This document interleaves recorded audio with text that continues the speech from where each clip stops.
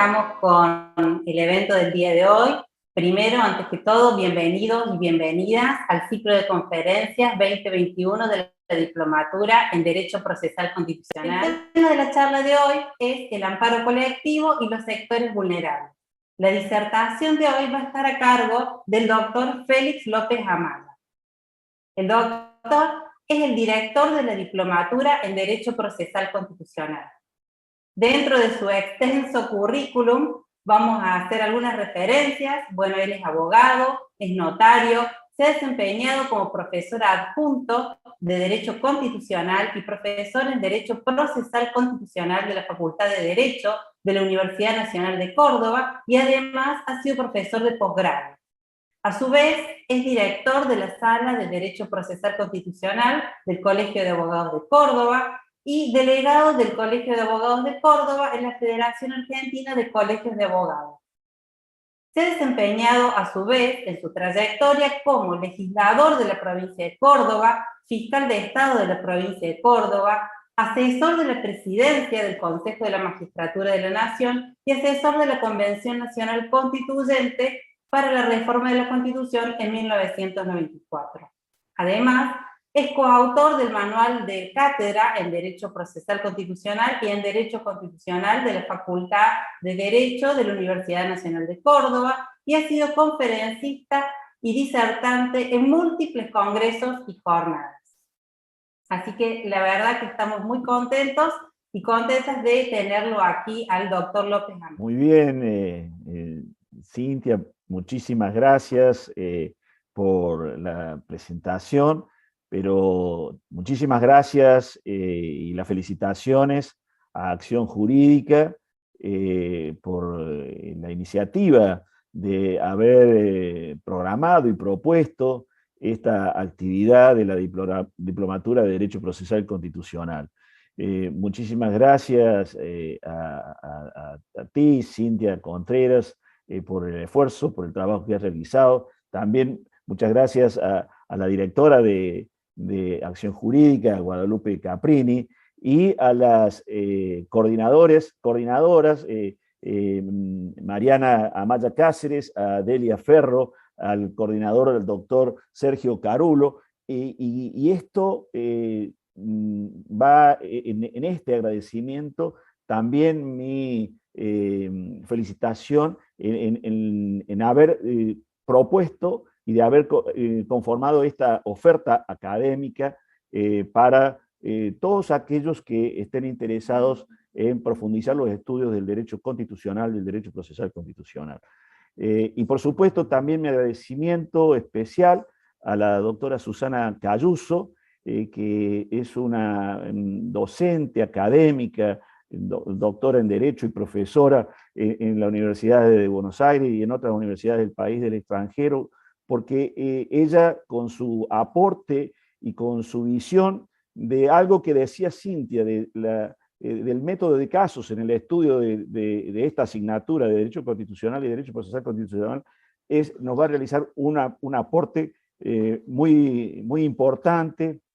un aporte que ojalá lo podamos aprovechar, porque ella desde hace mucho tiempo, desde su obra de Constitución y Poder Político que tiene escrita con María Angélica Gelli y con Jonathan Miller, justamente han trabajado y se han dedicado a establecer los parámetros del estudio y del análisis del método de casos en el derecho constitucional argentino, incluso tomado de los sistemas norteamericanos, de los procesos constitucionales en Estados Unidos, de donde nosotros hemos tomado nuestra constitución. Ellos han hecho un aporte valiosísimo a la cultura jurídica del derecho constitucional. Así que contar con la participación en la codirección de la diplomatura con Susana Cayuso,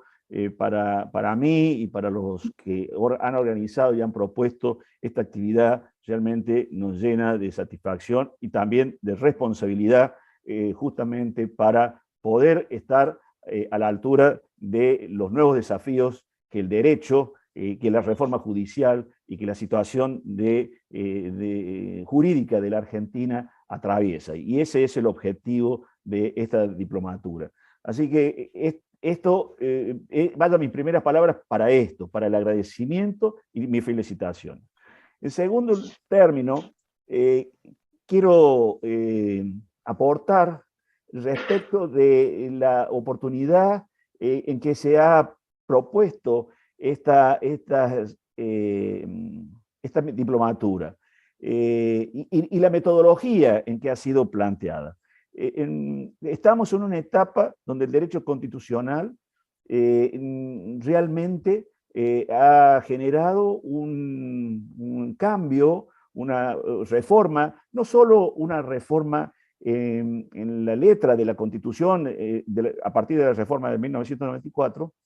sino también se ha generado un cambio de paradigma, un paradigma en el evolucionismo del derecho constitucional, porque nosotros comenzamos y adoptamos la Constitución Nacional en el año 1853, pero la tomamos de los modelos liberales de las constituciones, tanto que surgieron después de la Revolución Francesa como de la Constitución norteamericana que surge después de la independencia de los Estados Unidos. Ese modelo de constitución liberal, que fue la que acuñamos en el año 1853, fue evolucionando luego de la Revolución Industrial y de las dos guerras mundiales que tuvimos en el mundo. Estos procesos constitucionales se evolucionaron y transitamos hacia el constitucionalismo social, que eso se produjo en la Europa continental después de la Segunda Guerra Mundial y en Argentina en la reforma constitucional de 1949 y que fue completada en la reforma de 1957 con la incorporación del artículo 14 bis y la modificación del 75, hoy inciso 12, anterior 67, inciso 11. Pero esta etapa, esta situación actual del evolucionismo del derecho constitucional, nosotros lo advertimos a partir de la reforma de 1994 como un tránsito hacia la internacionalización de los derechos humanos que están plasmados en el constitucionalismo. Y esto hace que nosotros todavía estemos inmersos en ese proceso de cambio, en ese proceso de transformación, de reformas, que todavía no hemos logrado acentuarlo y plasmarlo definitivamente. Por lo tanto, como estamos en una etapa de debate y de construcción de las reformas que son necesarias para plasmar aquellos principios que fueron incorporados en la reforma de 1994, esta es una oportunidad realmente valiosa del tratamiento de esta diplomatura. Además, creo que la forma en que ha sido planteado en el programa es realmente atractivo. Yo he aportado algunas orientaciones respecto de la metodología o del cronograma, pero la verdad que el equipo técnico que ha venido trabajando, es decir, todos los coordinadores que hoy han sido mencionados en esta presentación, han hecho un relevamiento de cuáles son las necesidades y cuáles son aquellos temas, la temática del derecho procesal constitucional que es necesario ir tratando. Todo lo relacionado a la tutela judicial efectiva, a la jurisdicción constitucional, a los mecanismos para el ejercicio del control de constitucionalidad, a partir de ese artículo que es fundante del control de constitucionalidad de Argentina, que es el artículo 116 de nuestra Constitución, que dispone que todos los jueces, la Corte y los jueces de los tribunales inferiores tienen a su cargo entender y resolver las cuestiones que versan sobre puntos regidos por la Constitución, los tratados y las leyes. Ese control de constitucionalidad difuso adoptado por nuestro país es un debate permanente. Fíjense que estamos hablando en una posible reforma del control de constitucionalidad a través del recurso extraordinario, reformar la ley del recurso extraordinario. Algunos plantean la necesidad de tener una sala constitucional dentro de la estructura de la Corte Suprema de Justicia de la Nación. Fíjense que el tema del control de constitucionalidad es un tema, y de la jurisdicción constitucional es un tema que tiene una actualidad realmente, que la vivenciamos día a día. Y además, la temática de la diplomatura abarca todos los institutos de derecho constitucional recepcionados en la Constitución. Y esto es lo más importante a tener en cuenta, porque estamos hablando de derecho procesal constitucional, pero de derecho procesal constitucional que se tramita ante el Poder Judicial, aquellos que surgen de la Constitución, como el amparo, el habeas datas, el habeas corpus, que están constitucionalizados, el amparo colectivo, que están constitucionalizados, pero se deben tramitar ante la jurisdicción, ante el Poder Judicial. Bien, esta metodología del temario de la diplomatura es realmente rico y profundo para su estudio y para su análisis. Y también la revisibilidad de las sentencias, la revisibilidad de los casos que se llevan a conocimiento de la Corte a través del recurso extraordinario de la Ley 48, va a ser tratado, conjuntamente con las acciones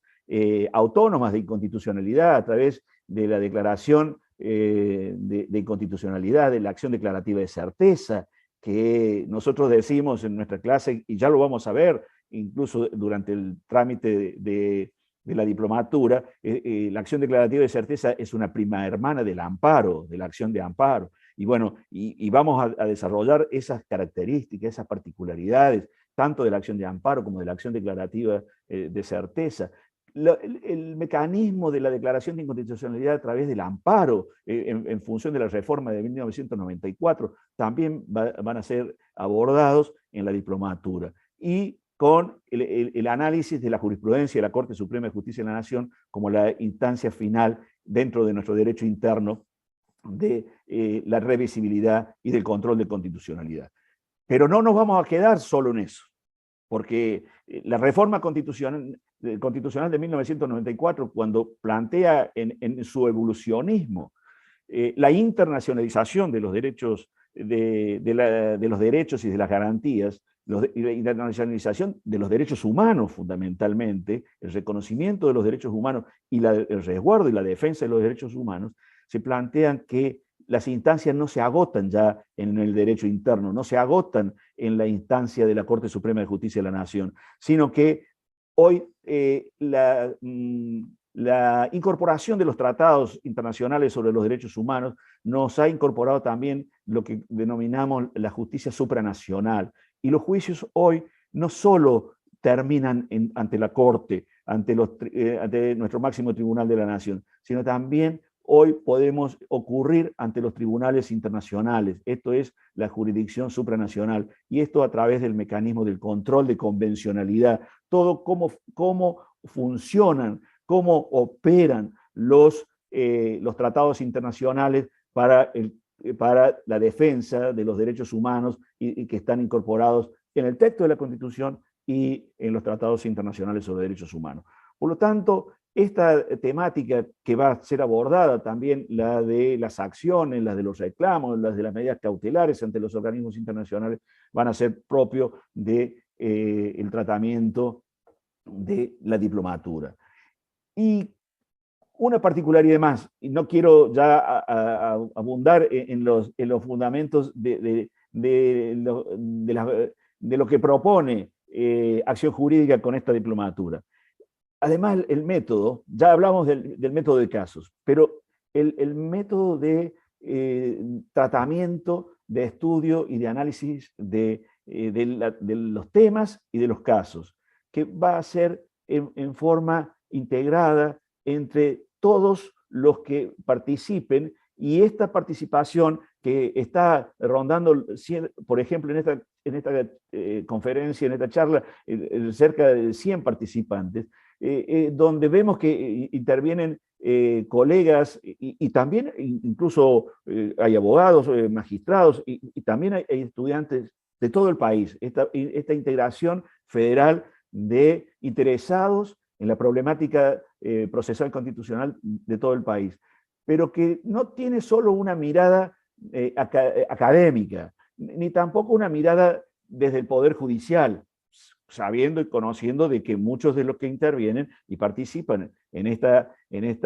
o pueden participar en la diplomatura van a ser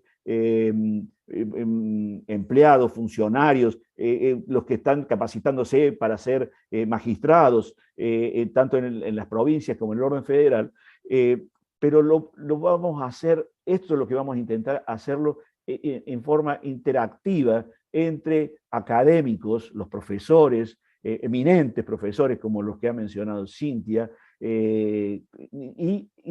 con magistrados, con operadores jurídicos que son los jueces y magistrados y funcionarios, como por ejemplo del Ministerio Público de la Defensa y del Ministerio Público Fiscal, y también con abogados. Y esta es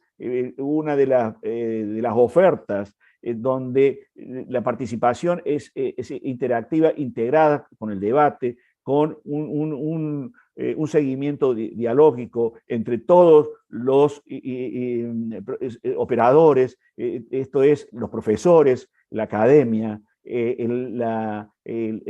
visión que tienen los magistrados, que tiene la magistratura, pero también el aporte que se realiza desde la abogacía, desde aquellos que están diariamente en una relación directa con el ciudadano, con el justiciable, y que hacia ellos está destinada la organización jurídica que tenemos en la Argentina a través de nuestra Constitución y la que motivó la reforma constitucional de 1994. Para ver de qué manera esta reforma del año 1994, estos nuevos derechos de la reforma constitucional del 94, llega a los ciudadanos, en definitiva, cómo llega al pueblo. Esto es el interés y la forma que vamos a tener para trabajar. Por lo tanto, con esa metodología, con esos objetivos, con esos fines, que es de lograr un mayor debate, una mayor discusión y una capacitación pegada a las necesidades de la sociedad, a las necesidades del pueblo y al funcionamiento y al buen funcionamiento de los poderes del Estado y a la eficacia del funcionamiento del servicio esencial de justicia, es que nosotros estamos aportando para esta diplomatura. Y ese es el ámbito en que nos disponemos a realizar a partir del año que viene. Así que bienvenido a todos los que se han conectado en el día de hoy, a todos y a todas, para poder de esta manera tratar de integrarnos a partir del año que viene en un programa, en un proceso que, por suerte, la virtualidad, a pesar de la crisis, de la pandemia, de lo que nos ha causado esta pandemia global, el uso de las nuevas tecnologías nos ha permitido conectarnos y así como en nuestras clases en la facultad nosotros nos conectamos con nuestros alumnos desde Tierra del Fuego hasta Jujuy, bueno, también en los cursos de posgrados, todos los proyectos de capacitación y de análisis y profundización lo podemos hacer de esta forma a través del entorno virtual. Así que aprovechemos esto que nos da la tecnología para conectarnos en forma federal y en forma hermanada y estudiando y profundizando las necesidades que tenemos desde estudiar un nuevo sistema jurídico que nos permita darle mayores satisfacciones al pueblo. Este es el objetivo. Bueno, por eso mis felicitaciones, mi estímulo permanente para que el cuerpo de docente que ha sido seleccionado y por supuesto todos los que se han conectado, es decir, puedan participar de esta diplomatura. Yendo concretamente al tema asignado y al tema con el que hemos iniciado, estamos prolongando la diplomatura en el día de hoy, vamos a hacer referencia a un tema que por supuesto no lo vamos a abordar de ninguna manera en toda su extensión y complejidad, porque en este marco que tenemos en esta presentación, es muy difícil hacerlo, pero sí vamos a dar algunos elementos teóricos y prácticos, de cómo pensamos que puede resolverse o cómo pueden tratarse los temas del derecho constitucional y el derecho procesal constitucional en la diplomatura. El tema indicado, el tema elegido, es el del amparo y de los sectores vulnerables. Concretamente lo que queremos hacer referencia a dos aspectos. Esta presentación va a tener dos partes. Una relacionada a la tutela colectiva, a la justicia colectiva, a los principios teóricos de la teoría constitucional que están consagrados en nuestra Constitución a partir de la reforma del 1994, y otra parte, una segunda parte que va a ser ya de neto corte procesal, donde vamos a hacer referencia a tres casos jurisprudenciales en forma concreta, donde vamos a abordar primero la conceptualización que realiza la Corte de lo que son los sectores vulnerables, un segundo caso donde vamos a tener presente que las acciones en resguardo de los derechos de los trabajadores pueden ser ejercidos por las organizaciones gremiales, es decir, por los gremios, y un tercer caso del Tribunal Superior de Justicia de Córdoba, donde vamos a hacer un análisis donde, a pesar de estas exposiciones teóricas y de los precedentes jurisprudenciales, como en Córdoba no se les reconoce a los jubilados una tutela como un sector vulnerable, sino se consideran que las acciones de los jubilados son acciones individuales. Bueno, esta es un poco la presentación del esquema de la disertación que vamos a llevar adelante. Entonces, iniciándonos con respecto al tema de la tutela colectiva o de la justicia colectiva, nosotros tenemos que tomar como punto de partida la reforma constitucional de 1994. Fundamentalmente, el artículo 43, el segundo párrafo de la Constitución, donde se reconoce al amparo colectivo. Sin dejar de decir que antes de este precedente, de esta reforma, solamente en la Argentina se habían dado dos casos relacionados a justicia colectiva o el reconocimiento de los derechos colectivos. Uno de ellos fue el caso Catán en el año 1983, el famoso caso, que ya lo vamos a analizar, por supuesto, en la diplomatura, el caso de las toninas overas, el caso de los delfines que habitan nuestro litoral marítimo y que por una resolución de la Secretaría de Pesca de la Nación se autorizó la caza para hacer algún experimento y exportación. Bueno, este precedente de un juez de primera instancia de lo contencioso administrativo de Buenos Aires no fue apelado, por lo tanto quedó firme, y ese es el primer antecedente de justicia colectiva en la Argentina en el año 1983, antes de la reforma constitucional. El segundo precedente es un caso también muy famoso, justamente porque era un caso que todavía no tenía un reconocimiento en la jurisprudencia y menos aún en la legislación, es el famoso caso Enmequian contra Sofovich. Enmequian era un profesor de Derecho Constitucional de la Universidad Nacional de Buenos Aires que interpuso una acción de amparo para ejercer el derecho de réplica por unas manifestaciones que había efectuado un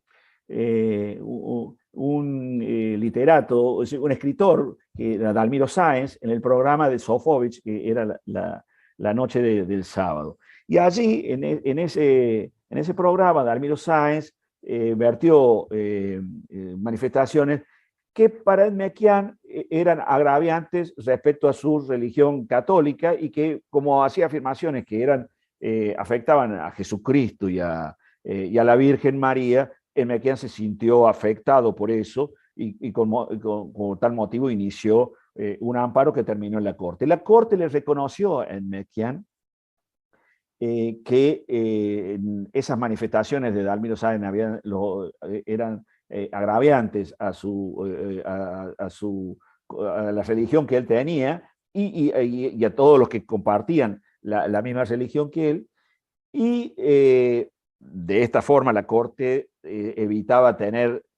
múltiples acciones de amparo por aquellas manifestaciones de Dalmiro Sáenz, le reconoce el caso colectivo y dispone que se pueda ejercer el derecho a réplica en el mismo programa de la noche del sábado. Bueno, estos son los únicos precedentes que nos vamos a encontrar de justicia colectiva antes de la reforma de 1994. La reforma de 1994, en materia de derechos colectivos, marca un hito, marca un cambio de paradigma, porque el cambio de paradigma fundamentalmente se radica en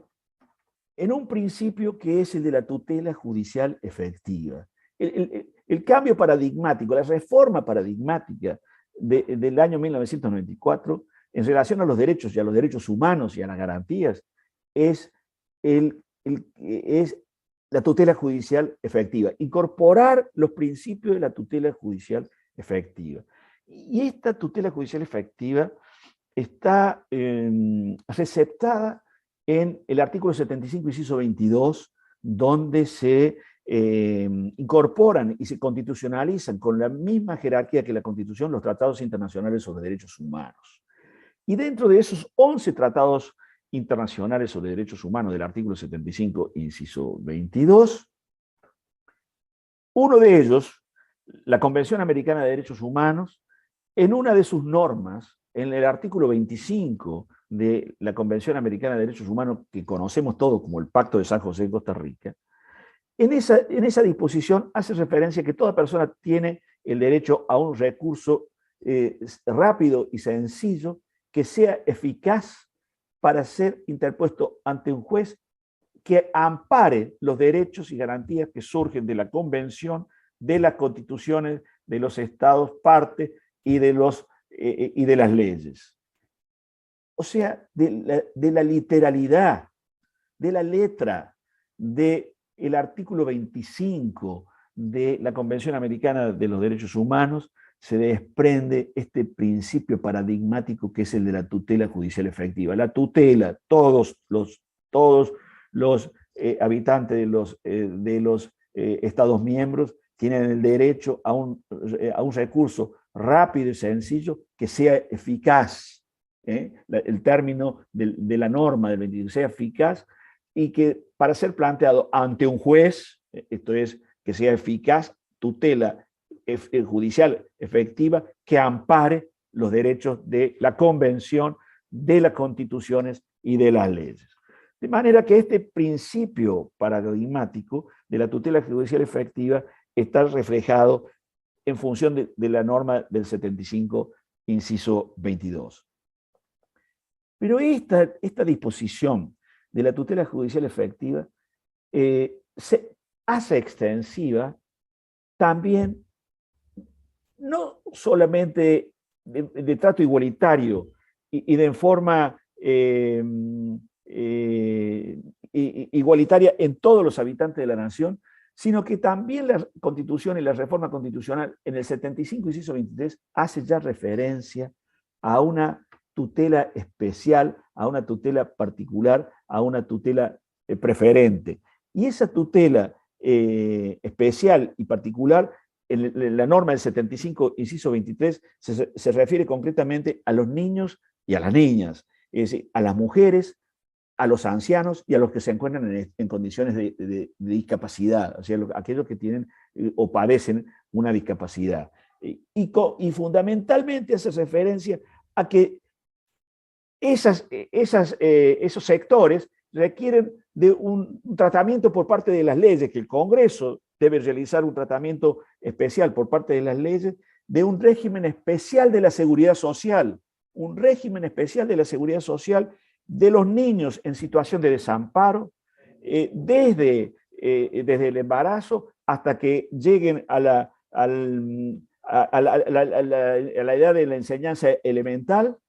de las mujeres en la situación de embarazo hasta la lactancia, y que esto debe ser resuelto por el Congreso de manera especial. Por lo tanto, la tutela judicial efectiva no es tan solo una tutela igualitaria, este principio, este paradigma para todos, sino que también reconoce que hay sectores que deben tener una justicia preferente, una justicia en particular y en especial como está redactado en la Constitución en el 75, inciso 23. Por eso cuando nosotros hablamos de la tutela judicial efectiva, tenemos que tener en cuenta no solo el 75, inciso 22, sino también el 75, inciso 23. Este paradigma se consolida, se instrumenta de una manera realmente novedosa en la disposición del artículo 43, segundo párrafo de la Constitución Nacional, de la nueva Constitución reformada en el 94. Y allí se hace referencia concretamente a una conceptualización, a una caracterización de cuáles son los derechos colectivos que se reconocen en forma expresa en la Constitución, cuáles son los derechos colectivos y cuáles son los bienes colectivos. Y en ese sentido, el artículo 43 de nuestra Constitución establece primero las materias, cuál es el contenido, cuáles son los casos que pueden comprender la tutela colectiva. Y expresamente están mencionados, enumerados, están en el artículo 43, segundo párrafo. Hace referencia a en todos los casos que se genere una discriminación, en los casos que estén en juego el ambiente o los recursos naturales, en la defensa de los usuarios y de los consumidores, en la defensa de la competencia y en todas las cuestiones de incidencia colectiva en general. De manera que la norma constitucional, el artículo 43, establece y define y conceptualiza cuál es la materia, cuáles son los casos que contienen naturaleza colectiva, y está enumerado en estos 5 presupuestos, que es el de cualquier causa de discriminación, las cuestiones relacionadas al ambiente, defensa de usuarios y de consumidores, la defensa de la competencia y las cuestiones de incidencia colectiva en general. Y esto es lo importante que debe tenerse en cuenta, porque en este caso, esta conceptualización está referida a quienes tienen la legitimidad procesal para interponer el amparo colectivo. Y la misma norma lo anticipa y lo prevé, y dispone que el amparo colectivo puede ser interpuesto por el afectado, el agraviado, el afectado, por el defensor del pueblo y por todas las organizaciones que se aglutinen con los fines que hace referencia la misma norma del 43 párrafo segundo, conforme a los requisitos que establezca la ley, conforme a los requisitos que se dispongan en la ley reglamentaria del amparo, y yo sostengo que debe ser del amparo individual y del amparo colectivo, pero en este caso se está refiriendo concretamente al amparo colectivo. Norma que hasta el día de hoy no ha sido sancionada. Desde la reforma constitucional del año 1994, todavía el Congreso argentino no ha resuelto reglamentar los contenidos y el alcance del amparo colectivo en la Argentina. Pero en razón de eso, en razón de eso, la Corte ha ido resolviendo y modelando, esto es, caracterizando al amparo colectivo. Y esto lo ha hecho en un caso que también es un caso fundante del amparo colectivo y del alcance del amparo colectivo que tenemos en nuestra Constitución, que es el caso Alavi. Así como Siri Cot, y ya lo vamos a analizar en la diplomatura, fueron los que originaron el amparo individual en la Argentina, los célebres casos Siri y Cot en los años 1957 y 1958, nosotros tenemos que decir que el caso Alavi en el año 2009 es el precedente jurisprudencial que va definiendo, que va conceptualizando, que va instalando y disponiendo cuáles son las pautas de la procedencia del amparo colectivo en la Argentina. Y esto, como lo dice la propia Corte en el caso Alavi, porque el Congreso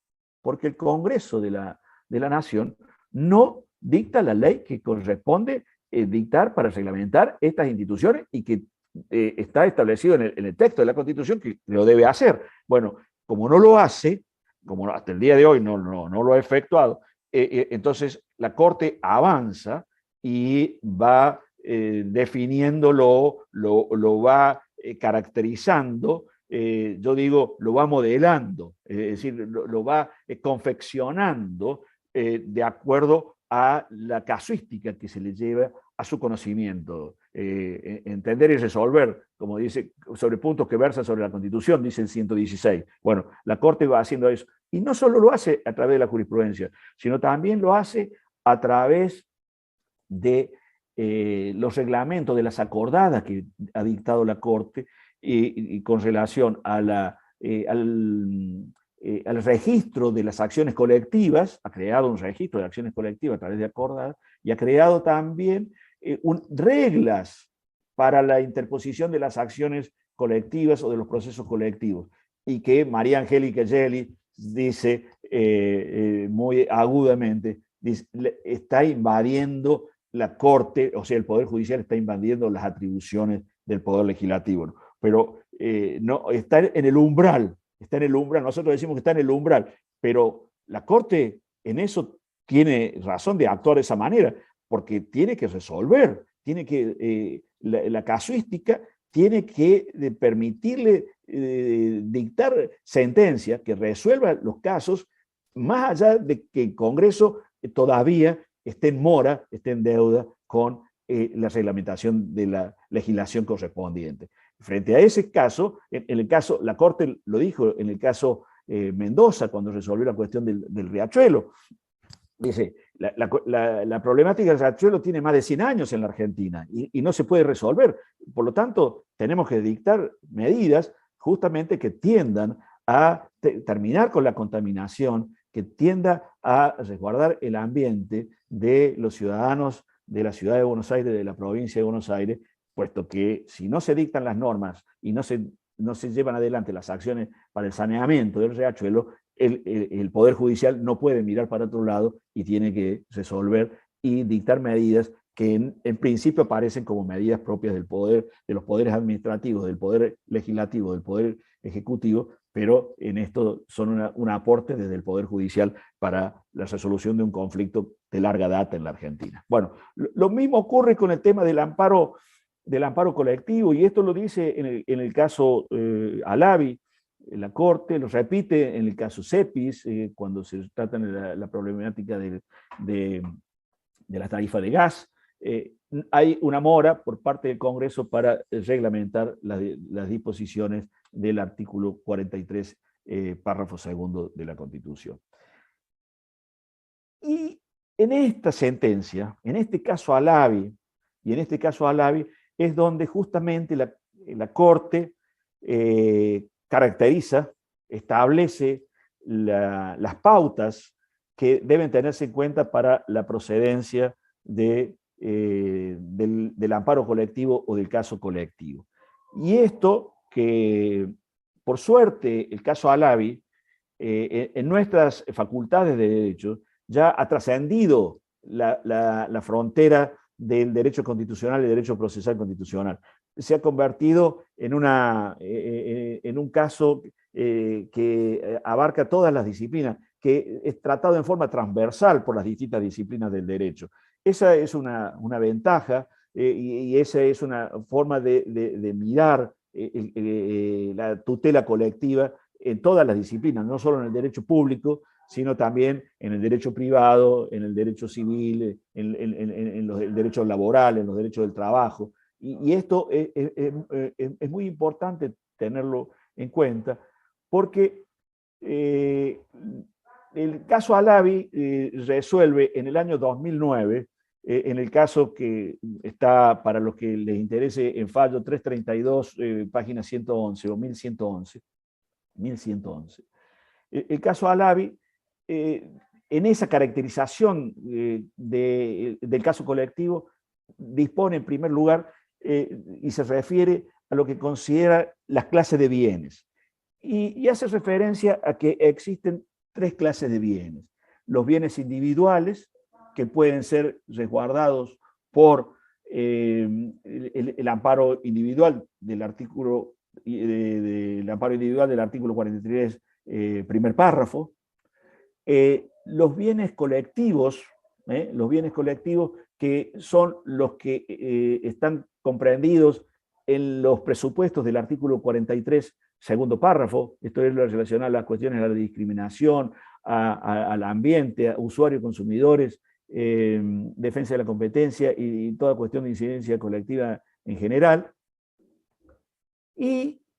hace referencia a una tercera clase de bienes, que son los bienes de incidencia colectiva referentes a los intereses individuales homogéneos. La Corte avanza y hace referencia a una tercera clase de bienes, que son los bienes de incidencia colectiva en general referentes a intereses individuales homogéneos. Y en esa conceptualización, en esa caracterización de ese tipo de bienes referentes a intereses individuales homogéneos, está ampliando los márgenes, el contorno de la justicia colectiva, de la tutela colectiva en el país. Y esto incluso fue trasladado al proyecto de la reforma del Código Civil. Cuando, recuerden, el caso Alavi fue del año 2009, cuando se trata la reforma del Código Civil, Lorenzetti, que era el director de la reforma del Código Civil y Comercial, lo trata de incorporar a estos tres tipos de bienes de esta manera, no lo logra en definitiva, pero sí en el artículo 14 hace referencia a dos clases de bienes, los bienes individuales y los bienes de incidencia colectiva en general. Y los bienes de incidencia colectiva en general tienen dos clases, los bienes colectivos y los bienes de incidencia colectiva en general referentes a intereses individuales homogéneos. No se plasmó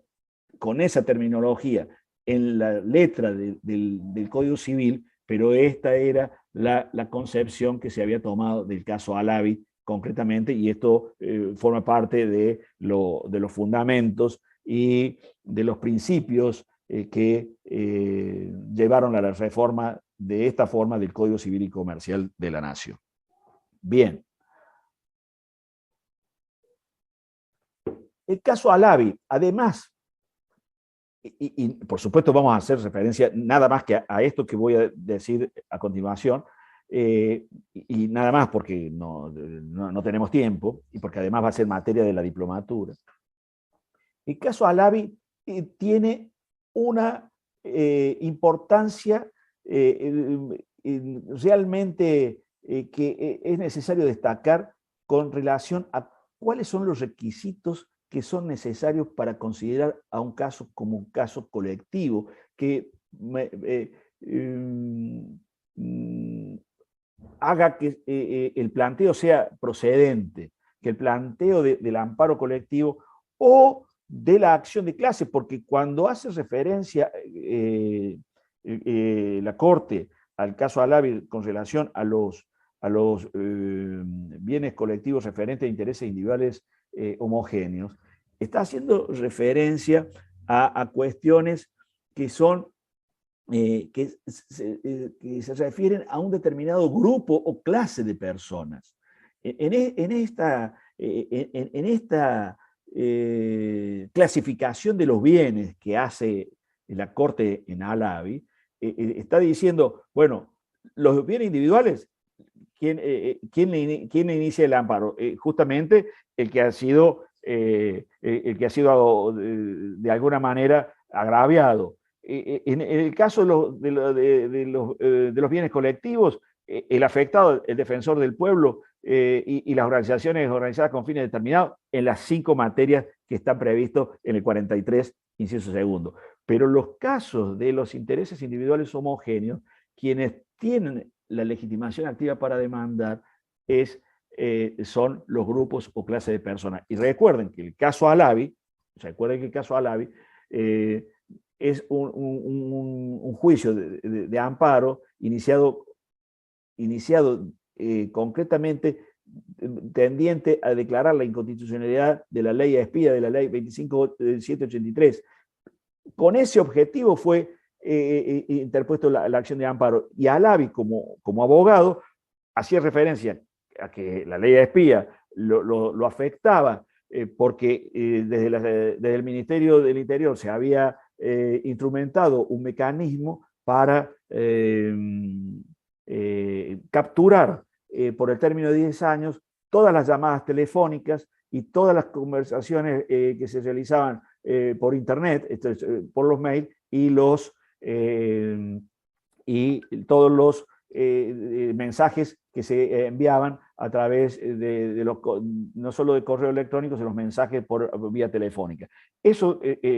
Todo ese contenido de comunicaciones podían ser resguardadas por el término de 10 años, y esto obviamente afectaba a todos los usuarios y a los consumidores de los servicios telefónicos. Pero además Alavi plantea de que estaban afectados sus garantías y derechos como abogado. Alavi era un abogado nacido en Córdoba que ejercía en la ciudad de Buenos Aires, pero Alavi hace el planteo con relación a que también está afectado el secreto profesional, y que al estar afectado el secreto profesional como grupo, como clase, también estaba afectándose el ejercicio de la profesión de la abogacía. La libertad del ejercicio profesional de la abogacía también estaba en juego a través de la aplicación de la ley espía. Por tales motivos es que se hace la acción, y la Corte comienza a reconocer estos derechos individuales, pero de naturaleza homogéneos, porque obviamente el daño, el agravio, no era para todos iguales, puesto que a algunos abogados los podía afectar de una manera y a otros de otra. Entonces había una homogeneidad en los efectos que causaba la ley, pero no había similitud, no eran equiparables. Bien, la Corte, en función de estos antecedentes del caso Alavi, planteado justamente en relación a los intereses individuales y que son en definitiva homogéneos, hace referencia a los requisitos que son necesarios para la procedencia de una acción de amparo colectivo referentes a intereses individuales homogéneos. Y en este caso dice concretamente que los requisitos son 3. Primero, que exista una causa única. Esto es, un caso único que provoque o que cause un daño, una causa única. Esto es, que sea la misma fuente la que provoca el daño a los afectados. En el caso Alavi, justamente era la ley espía. La ley espía, la 25.873, la ley espía, la 25.873, es la que causa el agravio a todos los abogados, a todos los abogados. Y en el caso CEPI, con respecto a las tarifas, ¿cuál es la causa única? La causa única fue no haber celebrado las audiencias públicas, y esto motivó la declaración de inconstitucionalidad de los aumentos tarifarios dispuestos por la Secretaría de Energía, por el Ministerio de Energía, perdón, de aquel entonces, en el año 2015. Entonces, es una causa única. Como requisito para la procedencia del amparo colectivo o del caso colectivo o de la acción de clases, como se va perfilando en su asentamiento en la jurisprudencia nacional. En segundo lugar, que esa causa única provoque efectos comunes a todos los integrantes del grupo o de la clase de personas. Que los efectos sean comunes, es decir, que todos se encuentren en una misma situación de gravamen, en una misma situación de daño que pueda ser causado o motivado por esa causa única. Y el tercer elemento que rescata la Corte en el caso Alavi es que resulte innecesario la interposición de acciones individuales por cada uno de los afectados. Basta con que uno de ellos lo haga para que esa acción contenga al resto, comprenda a todos los que se encuentran en la misma situación de la clase o de grupo de personas. Porque exigirles a cada uno de ellos que inicie una acción individual resultaría en ese caso una forma de impedir el acceso a la jurisdicción, puesto que se le estaría pidiendo, por ejemplo, en el caso que todos los abogados, en el caso de Alavi, hagan un planteo de un amparo individual, y esto es lo que la Corte encuentra que carece de razonabilidad máxime cuando ha sido reconocido el amparo colectivo en el texto del artículo 43, segundo párrafo, y con los precedentes que el mismo caso hace referencia, por ejemplo, a la regla 23 de las acciones de clase que se tienen en cuenta en el derecho norteamericano. Por lo tanto, esta conceptualización, esta caracterización del caso colectivo, de la tutela judicial a partir del caso Alavi, es de alta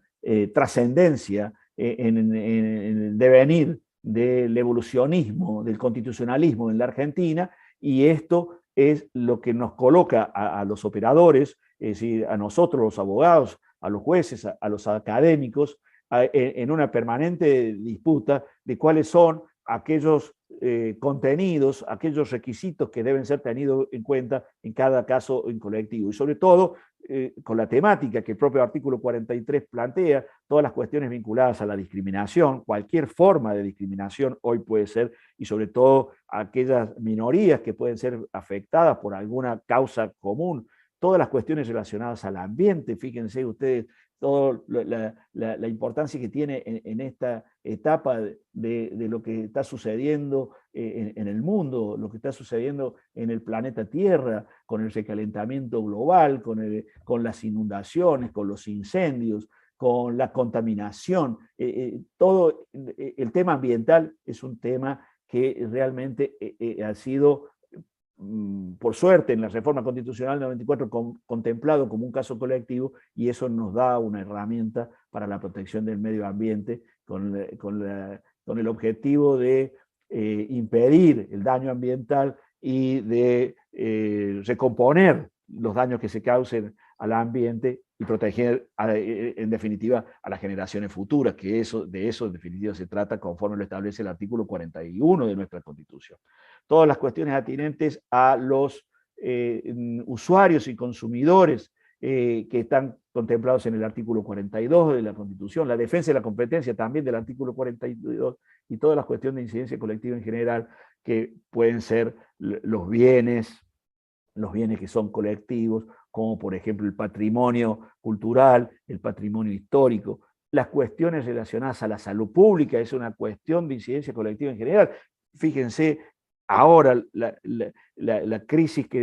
por la que estamos atravesando por la pandemia y estas decisiones justamente afectan al colectivo de la ciudadanía por lo que pueden significar las medidas que se apliquen en materia sanitaria y de la salud pública. Las cuestiones relacionadas a la educación también forman parte de esta problemática de la cuestión colectiva en general. Por ende, nosotros creemos que el amparo, y este es el tema de esta disertación, el amparo colectivo es justamente la herramienta, la institución, porque no es solamente un instrumento ni una herramienta, es una institución de la Constitución. El amparo colectivo es una institución de la Constitución porque así ha sido constitucionalizado, así ha sido receptado, así ha sido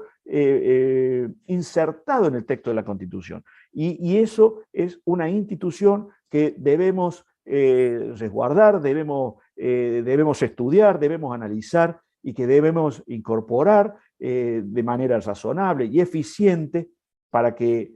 esa institución le llegue, en definitiva, a la ciudadanía. Como decía al principio, que le llegue al pueblo en cada caso concreto y que no se vea impedido de acceder a la jurisdicción justamente para reclamar cuando se plantee una problemática constitucional como las que están contenidas en el artículo 43, inciso segundo, párrafo segundo de nuestra Constitución. Bueno, creo que esa es la visión que tenemos que tener con respecto a esta institución. Para ver de qué forma este caso colectivo o la tutela colectiva es tratada por nuestros tribunales, vamos a abordar esta segunda parte de la disertación que se refiere a cuestiones netamente procesales. Vamos a temas procesales en forma concreta. Y para eso yo he tomado, como les decía al principio, tres casos. El primero, que está vinculado a la vulnerabilidad, a los sujetos que se encuentran en situación de vulnerabilidad. Y de todos los sectores vulnerables que están reconocidos en la Constitución y que muchos también están reconocidos en la jurisprudencia, no podemos abarcar a todos, no podemos. Entonces yo he tomado solamente uno de esos sectores, que es el sector de los jubilados, el sector de jubilados que se encuentran en situación de vulnerabilidad. Y para eso hemos tenido en cuenta un precedente de la Corte Suprema de Justicia de la Nación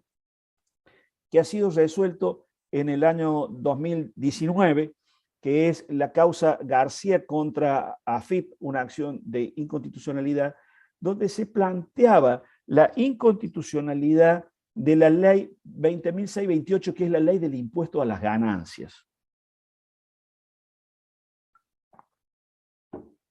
En este caso, se plantea una acción de inconstitucionalidad de forma individual, donde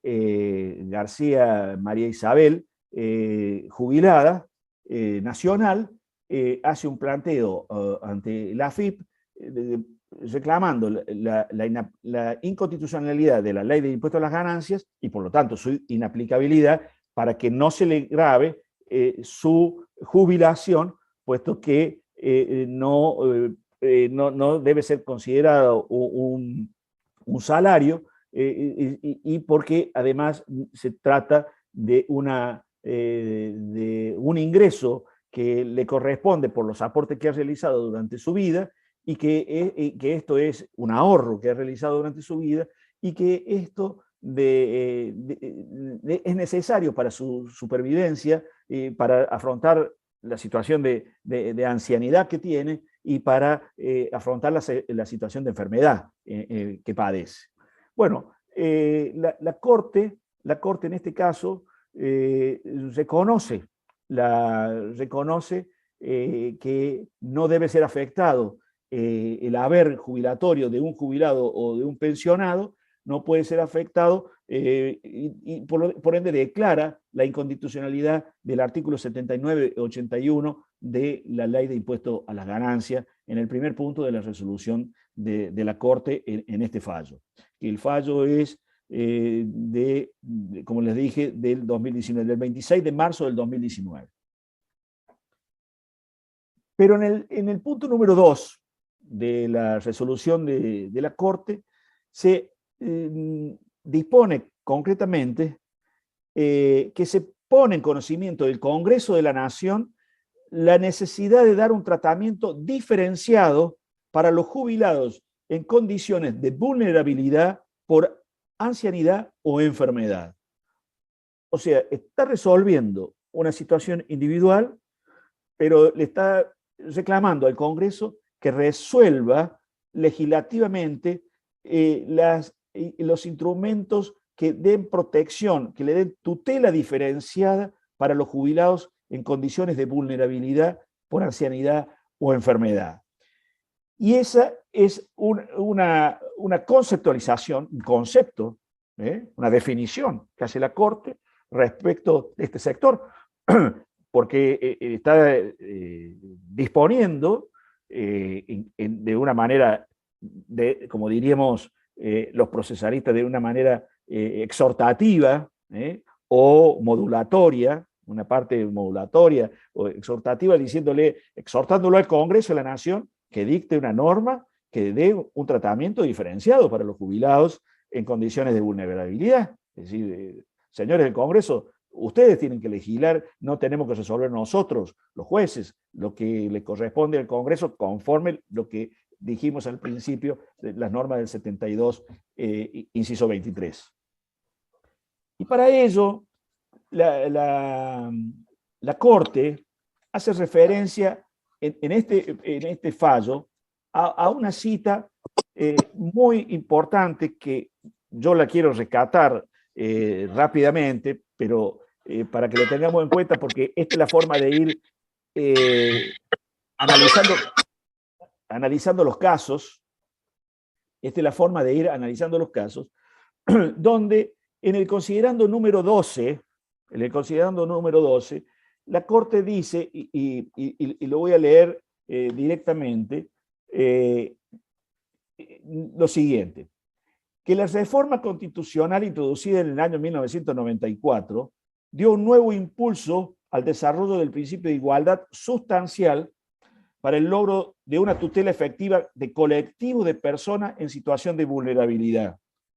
estableciendo medidas de acción positiva,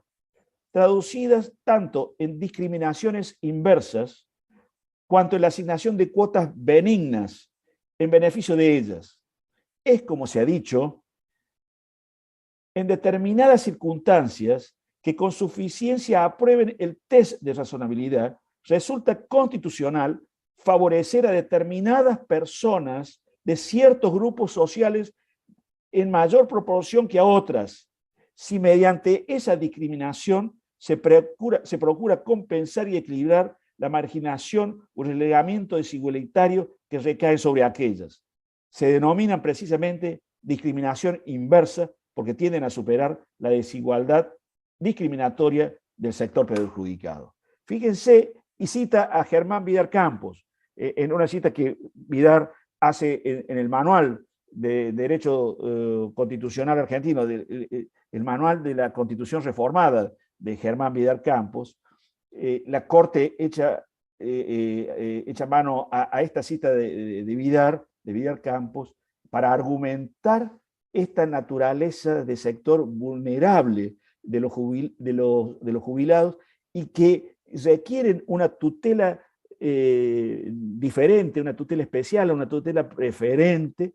porque es preciso otorgarle una cuota benigna. Esto es una parte que sea más beneficiosa, no un trato igualitario, sino preferente, una cuota benigna o una discriminación inversa. Esto es una discriminación positiva a favor de estos sectores. Y dice y hace referencia a algunos de otros de los sectores que requieren de un tratamiento diferenciado, la Corte en este considerando número 12. Y concretamente dice, la citada reforma de 1994 introdujo discriminaciones inversas y cuotas benignas. O sea, le está diciendo que el texto de la Constitución está introduciendo estas discriminaciones preferentes en materias muy variadas, tales como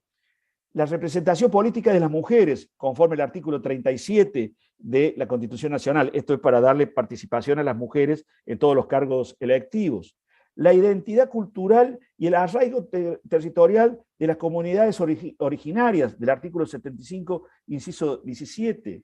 Y de modo especial, con los niños en situación de desamparo, desde el embarazo hasta la finalización del periodo de enseñanza elemental, las madres durante el embarazo y el tiempo de lactancia, los ancianos y las personas con discapacidad. Sobre ellos, la norma fundamental argentina encomienda al Congreso de la Nación legislar y promover medidas de acción positiva que garanticen la igualdad real de oportunidades de trato y el pleno goce y ejercicio de los derechos reconocidos por esta Constitución y por los tratados internacionales. De manera que ustedes advierten que en el texto del caso la Corte hace referencia a esta tutela especial, está haciendo referencia a que estos sectores requieren de una tutela especial y que están comprendidos de esa manera en el concierto de los derechos humanos que han sido reconocidos y tutelados en la Constitución de 1994. Pero agrega dos puntos más y termino con este caso. Agrega un tema importante para una norma vigente en la Argentina, que es un nuevo tratado interamericano, una convención interamericana sobre la protección de los derechos humanos de las personas mayores. La Convención Interamericana sobre Protección de los Derechos Humanos de las Personas Mayores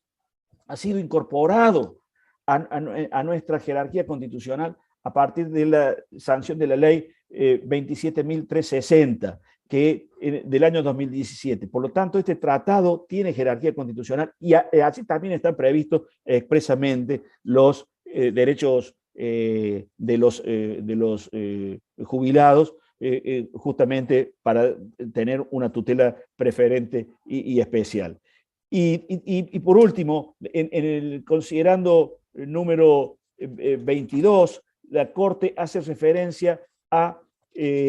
las reglas de Brasilia, a las reglas de Brasilia. Ustedes saben que las reglas de Brasilia todavía no han sido reconocidas en una convención, no tienen la forma jurídica de ley, pero las 100 reglas de Brasilia, que está referida al acceso a la justicia de los sectores vulnerables, hace especial mención en la regla número 3 que deben tener trato preferente los sectores en vulnerabilidad como el de los jubilados. Y las reglas de Brasilia, la Corte, como no hay todavía convención internacional que los apruebe, ni hay tampoco una ley nacional que los apruebe, la Corte ha dictado una acordada en el año 2009, la acordada 5 del año 2009, donde adhiere al proyecto de las 100 reglas de Brasilia sobre el acceso a la justicia para las personas en condiciones de vulnerabilidad. De manera que en este caso, la Corte reconoce a los jubilados, los dota a los jubilados de esta característica para tener posibilidad de acceder a la justicia y que sean reconocidos los derechos de este sector como vulnerables y con un derecho a contar con una tutela especial y preferente. Doctor López Amaya, antes que Sí. siga con la exposición, bueno, Sí. quiero recordarle que ya quedan algunos minutos para ya terminar esta primera parte de la disertación y luego vamos a pasar a la parte de las preguntas, que hay varias preguntas que ya están siendo expuestas en el chat, así que también vienen por mensaje privado, hay varias, entonces no sé si la vamos a poder evacuar a todas, pero bueno, yo sé que es muy rico el tema y bueno, le pediría que si por favor ya podríamos ir cerrando para pasar a la otra parte, a la otra instancia. Bien, bien, Cintia, viene muy bien tu aclaración porque uno no maneja tanto el tiempo, no tengo un timer que me indique el tiempo, pero estando ustedes ahí, yo me quedo tranquilo, así con toda confianza ustedes me avisan. Voy a acelerar la parte de la casuística, que es la que quiero hacer referencia y quiero destacar de la manera en que puede ser tratada sin perjuicio de los aportes que puedan realizar el resto de los profesores y el resto de los participantes. Pero este caso, el que hice referencia recién, el que se relaciona al tema de la naturaleza de vulnerabilidad que tiene el sector de jubilados y el reconocimiento que la Corte efectúa, en este caso de García, con motivo de la declaración de inconstitucionalidad de la ley del impuesto a las ganancias. El segundo caso que voy a abordar rápidamente es un caso donde se reconoce a los gremios, se les reconoce a los gremios la facultad o la facultad o la atribución para ejercer la legitimación activa para demandar y representar a los trabajadores, representar a trabajadores activos, no de jubilados, sino activos. La Corte, en el caso ATE, en contra de la Municipalidad de Salta, una acción de inconstitucionalidad también del año 2013, para los que le interese el seguimiento de la causa, de fallo de 336, página 672, tomo 336, página 672, que es el caso AT2. No se vayan a confundir con AT1, que AT1 es del año 2008, que es cuando se declaró la inconstitucionalidad de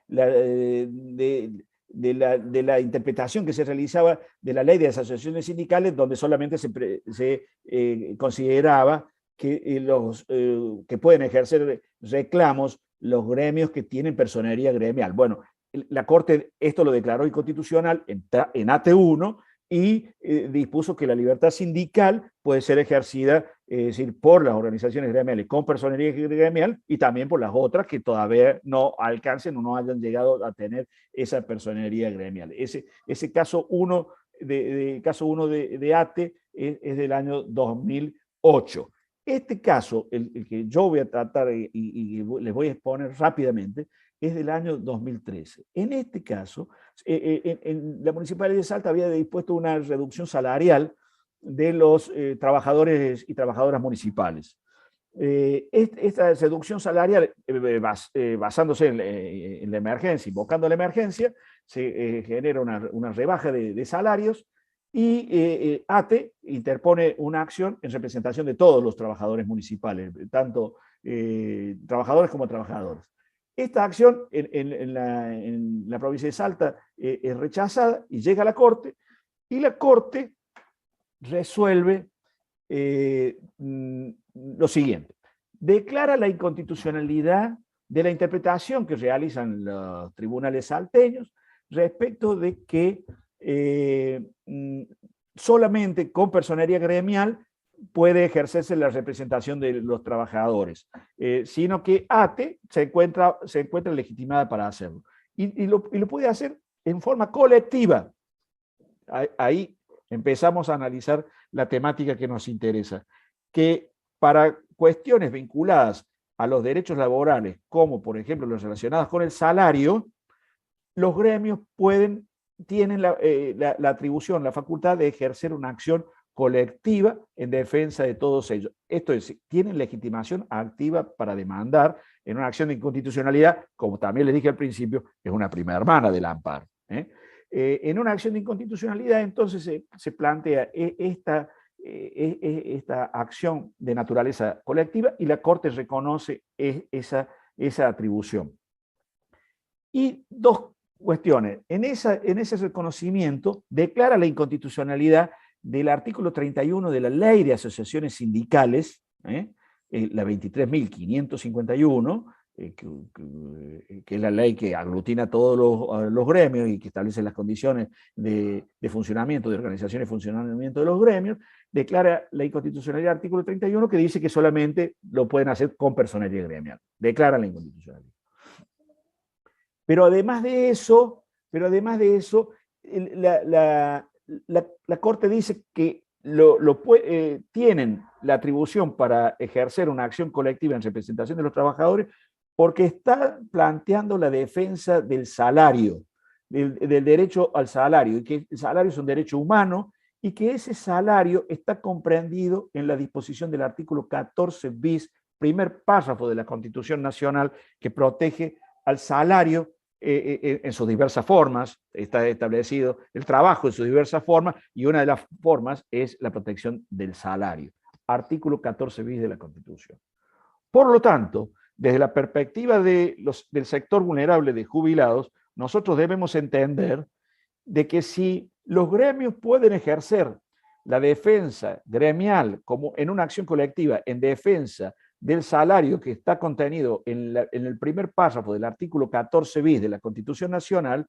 también tienen o deberían tener la atribución para ejercer la defensa de las jubilaciones y pensiones del sector vulnerable de jubilados, porque este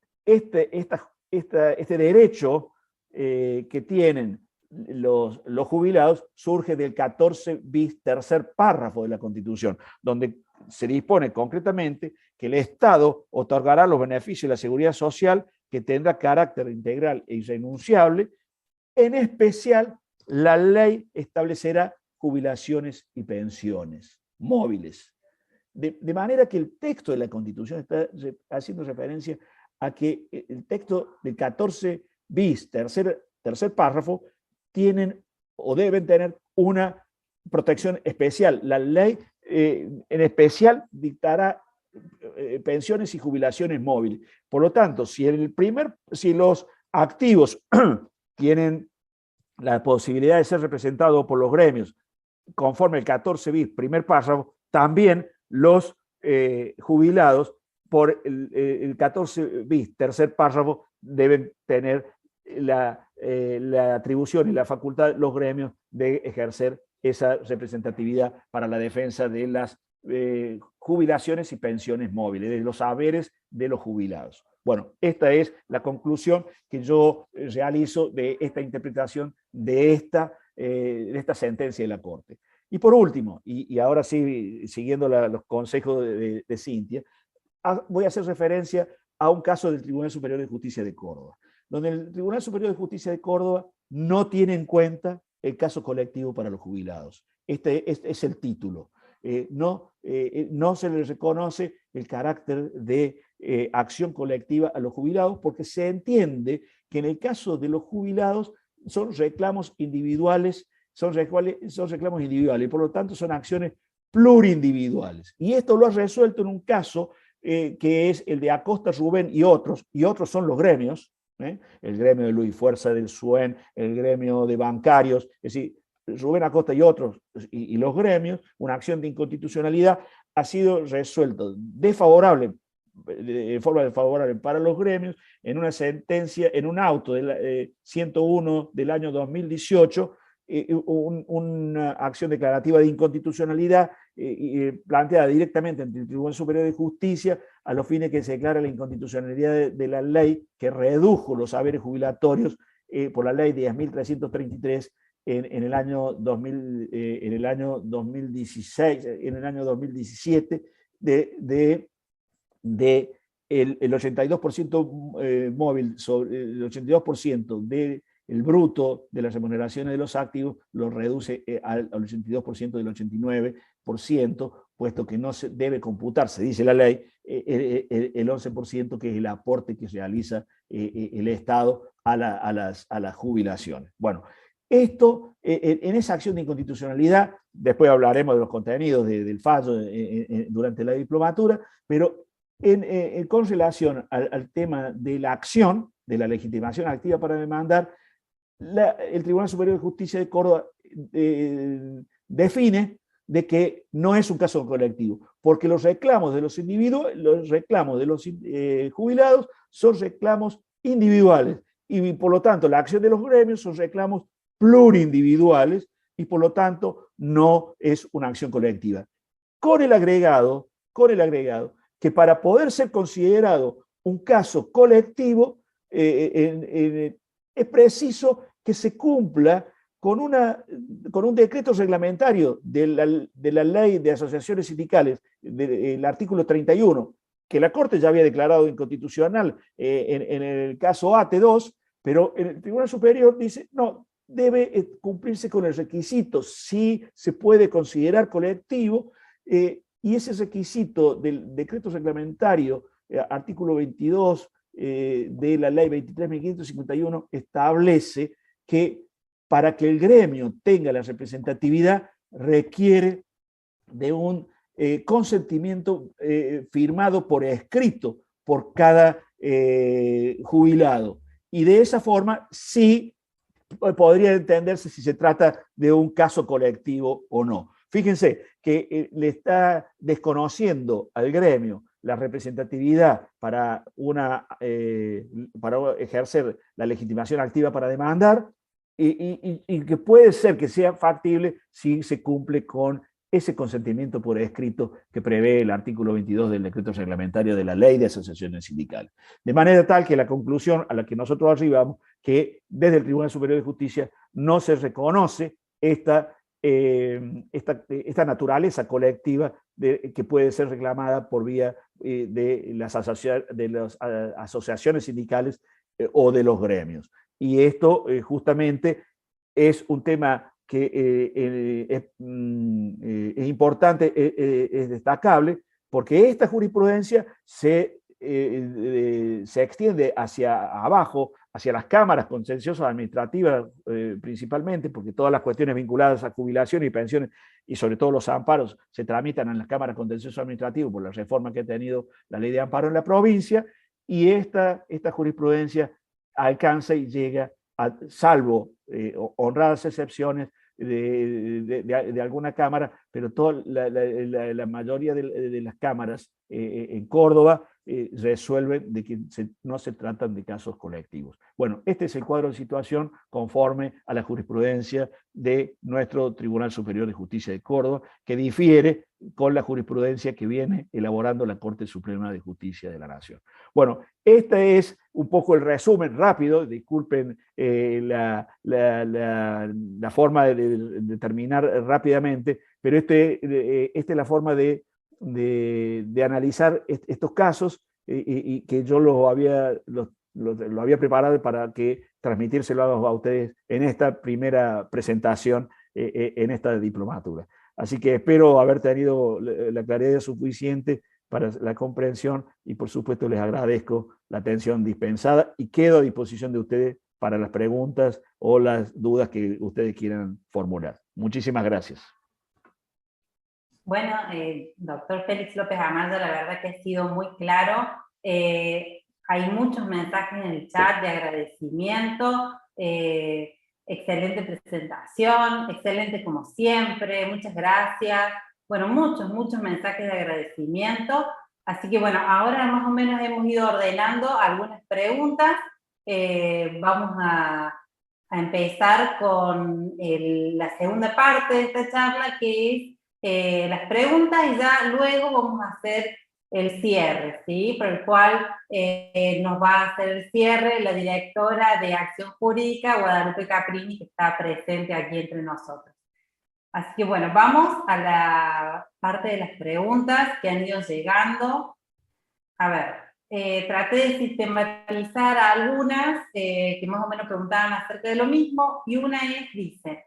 ¿cuál es la relevancia del amparo colectivo en materia de salud, en específico en los sectores vulnerables, en el contexto actual marcado por una pandemia mundial? Y relacionado con esta pregunta, también está, ¿qué sucede con aquellos trabajadores públicos que no se quieren inocular y si en estos casos de ser obligados se estarían violando los artículos del 14 bis de la Constitución Nacional? Bueno, muy bien, muy buena la pregunta y muy actual. Como ustedes verán, la temática de la justicia colectiva es muy relevante en los tiempos que vivimos y sobre todo por los estragos que viene causando la pandemia. Con relación a los amparos de salud, en esto tengo que hacer referencia concretamente al activismo de los jueces. Así como en muchas cuestiones no estamos de acuerdo con la forma de resolver por parte del Poder Judicial las demandas de la sociedad y sobre todo por vía de acciones de inconstitucionalidad o por vía de las instituciones como el amparo individual y el amparo colectivo. Con relación al amparo, a los amparos en materia de salud, debo hacer referencia concreta a que los jueces están resolviendo a favor de la ciudadanía. En estos casos, los amparos de salud es la materia donde casi no hay discusión en todas las necesidades que la sociedad ha planteado. Allí hay una mirada y una resolución humana. Las soluciones judiciales en materia de salud se acercan a la defensa del resguardo de la humanidad y sobre todo en nuestro país. Se resuelve pro homine. En materia de salud es una de las materias que no tiene, por lo menos en Córdoba, tanto la justicia provincial como la justicia federal de Córdoba, en materia de salud, tiene una mirada humana sensible para resolver rápidamente frente a una cuestión atinente a un tratamiento, a una cirugía, a un traslado. Esto tiene una solución judicial oportuna y eficaz. Esta es la realidad y en este caso la tenemos que destacar.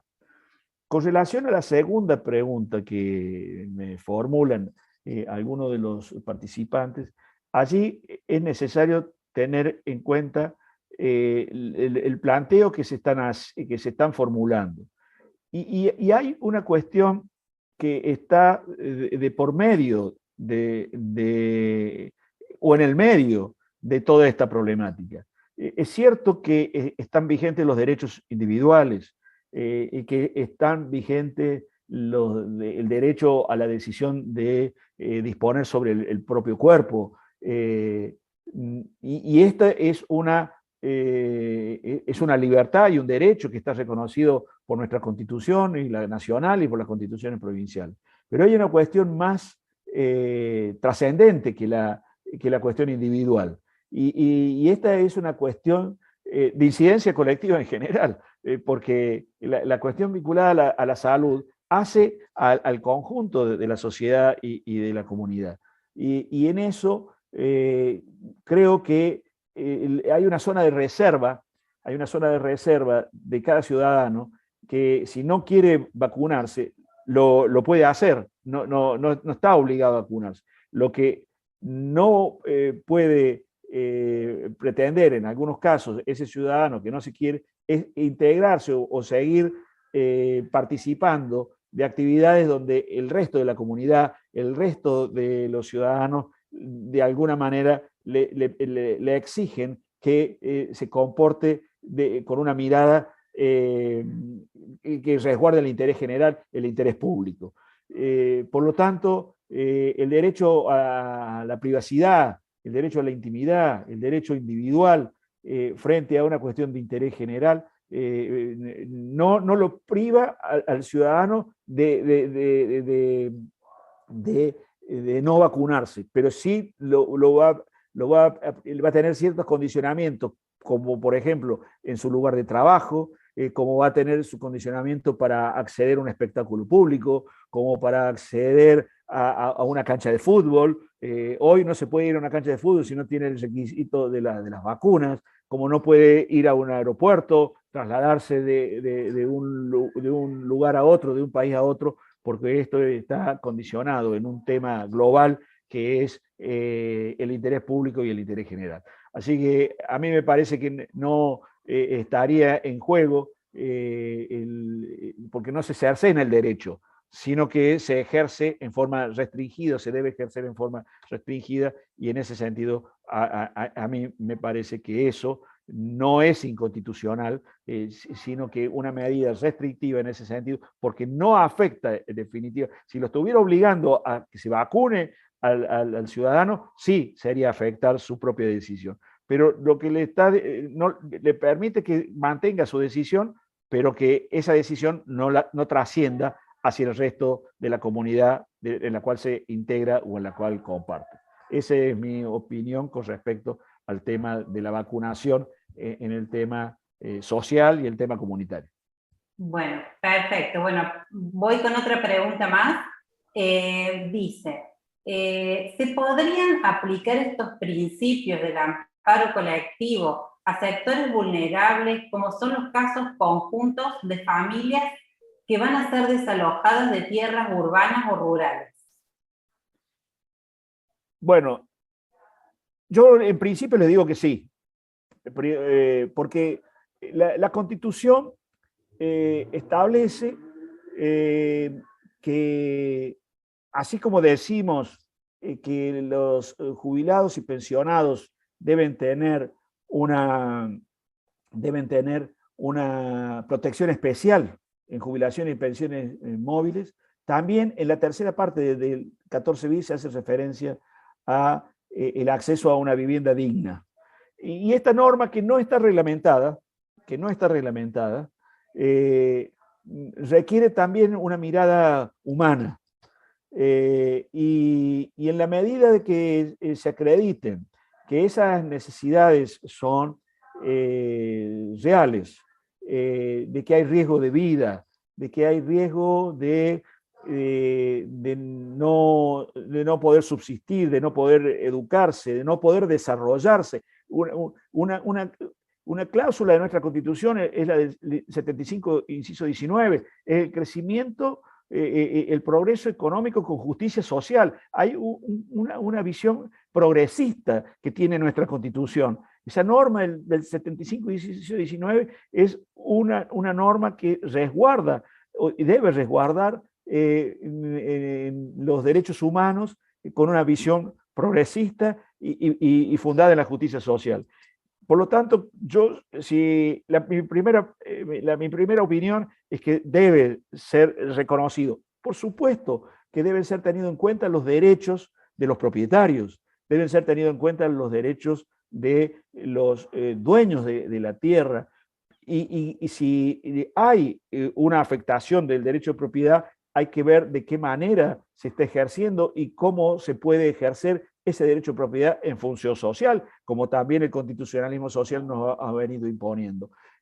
Pero no significa un desapoderamiento, no significa que esté autorizado el despojo, el desapoderamiento, la usurpación, sino que el Estado debe instrumentar mecanismos, debe dictar medidas de acción positiva que tienda a salvaguardar este principio constitucional que no está reglamentado, que es el acceso a una vivienda digna. Esto es el techo, la posibilidad de que las familias tengan la mínima posibilidad de desarrollarse humanamente. Creo que el Estado, en algunas condiciones, sin afectar derechos individuales del resto de la sociedad, debe resolverlo y satisfacerlo. Esa es mi opinión al respecto. Perfecto. Bueno, ahí se van sumando algunos al debate, justamente acerca de estos temas que la verdad que dan mucho para hablar, y no solamente en este poco y acotado tiempo que tenemos.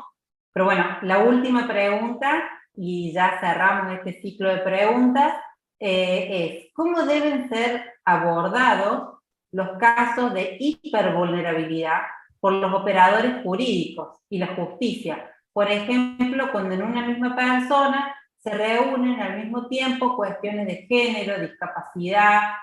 o una persona migrante. Bueno, este es el tema, la justicia constitucional está abocada en este último tiempo, contemporáneamente, a resolver no solo las cuestiones de vulnerabilidad, sino las situaciones de hipervulnerabilidad, como la que acaba de plantear el que ha formulado la pregunta. Y en esta cuestión de la hipervulnerabilidad, nosotros debemos tener muy en cuenta, pero muy en cuenta, la accesibilidad a la justicia, la accesibilidad a los procesos colectivos, porque se van dando situaciones nuevas, como la hacíamos referencia recién, a los